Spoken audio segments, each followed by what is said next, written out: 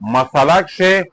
تمام علما مشرون ته چا د میږي سوزون دي، مربیون دي، میږي شوګردون یي، چڼیون یي، میراث په مسله کښې غږ پې کوه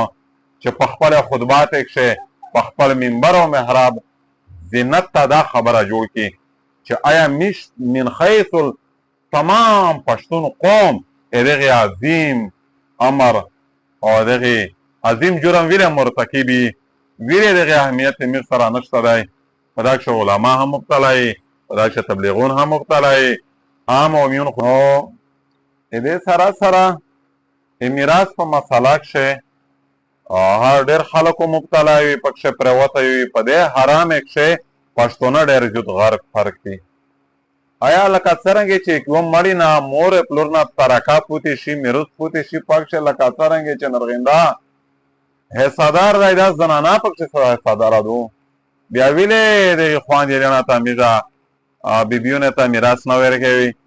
که چیرې یوه زنانه کونډه شي لورینه او رنجر ته نه په کښې ورکوي. که چیرې بچون یتیمون شي ورڼه یې په کښې خویندې ته نه ورکوي. او که چیرې پلور مړ شي او کښلې زامن یې مور ته بخرې نه په کښې ورکوي، حصه ورکوي. یعنې دا یو خو د عادت یهودی دی، دا د کفار مکه مشرکین مکه عادت دی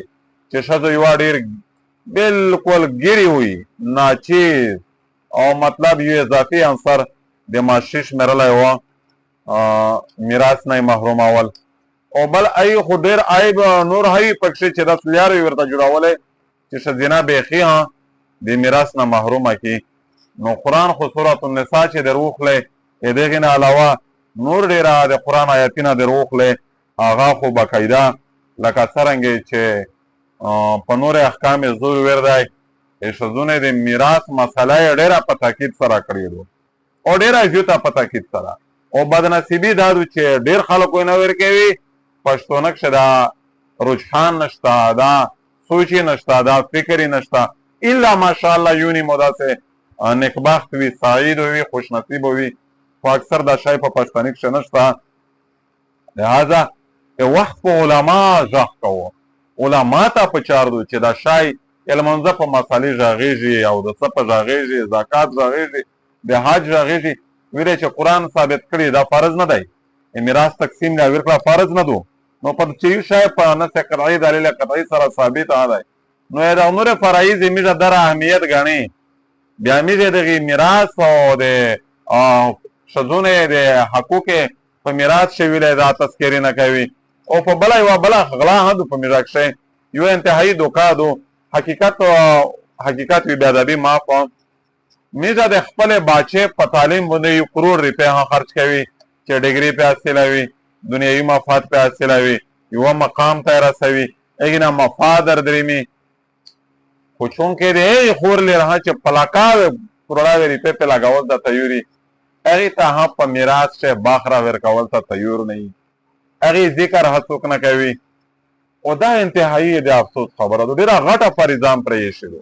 او ډېره څو وجې سره دا قبیحه. یو خو د یهود د مشرکین د کفار عادت دا و چې ښځو د میراث نه محرومولی، بل د قرآن د صریح حکم یې مخالفت کوي، عمل نه پې کوي، بیخي په دې لعنت کښې مبتلا یې ډېرې زیاته، یعنې 95% په 100 کام 100 کسه په دا کښې مبتلا یې. او دا نه دغه د ساق واحد دی. خوش پیغمبر فرمایي چې کیم سړی حدیث شریف شعر درېمي چې کیم سړی چا د مځکه لوندې کو په ورځ د قیامتو د یوه مځکې نه هغې ته یو غړوندی جوړېږي، توپ کو جوړېږي، هغې غوړه تو راچېږي. آیا څه کیفیت وي، څه طرز وي، څه پوزیشن کښې وي، څه رنګ وي، څومره وزنې وي، څومره ساخت وي، څومره بوجل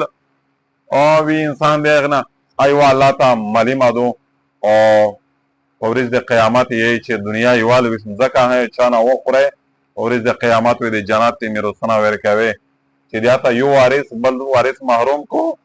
که جنتي وي جنت یې حصې نه وي درنه کټ کېږي. نو زه په دې پکښې مبتلا یعنې ولې عادي آپې ګناهګور دي په دا ټکي څوک خلوص نه دی، زه امي یې زه پېژندلی نه دنیا ته څه پور راغلی یې دا هر چا ذمه وري دو. خو چونکې دیندار یې طبقه ډېره زیاته په دا ګناهګوره دو، لهذا ټول نه دا مطالبه دو چې دا اهم امر اهمه مسله چې قرآن هم فرض کړی دو حدیث فرض کړی دو په قرآن شی جرم بیان دی چې عمل نه په وکړي په حدیث شی جرم بیان دی باید چې په دا باندې انتهایی د علما نشستینه وشي په دې باندې ډیبیټ وشي په دې تذکری مذاکرې وشي په دې باندې جلسات وشي دا د خپل منبر او محراب او مخه ته د خبره روري کولم کولا یا عوام ته کشیش دی نه په بایږي نه کې ماتر درېمي اتور ساري دي هغه ډېرې دی رحم دی یاد دی زور دی دا مخلوق دی چې په کوم وخت شو خلک د خپل خور لر په پیدایش باندې شرمېدل ځون ته په غورینه په ورکول خوږه پیغمبري پاغي وختي نقشه ناس په کړای دی په خپل یې ور وده کړی دی د نکاح خطبه په خپل ورته ویلې دي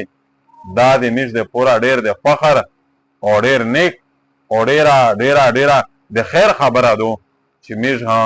د تلکا نور حقوق چې غوړي شذونه نور د ازادۍ په نومه حقوق غوړي تعلیم په نومه غوړي میراث په نومه باندې پښتني شذونه حقوق نه غوړي دې معنا دارو چې حقیقت لکه چې د حقوق وجه نه دي مطلب نو دکه چې پچاره چې د میراث حق غوښته اول حق د میراث دی نو الله دا وکړو چې مش خدای وا هم مسله ډیره په سنجیدګي وروخلي سریس یې وروخلي او ډیره په نزاکت یې وروخلي په اساسات یې وروخلي او ټول د قوم اعمال هم په وما علينا الا البلاغ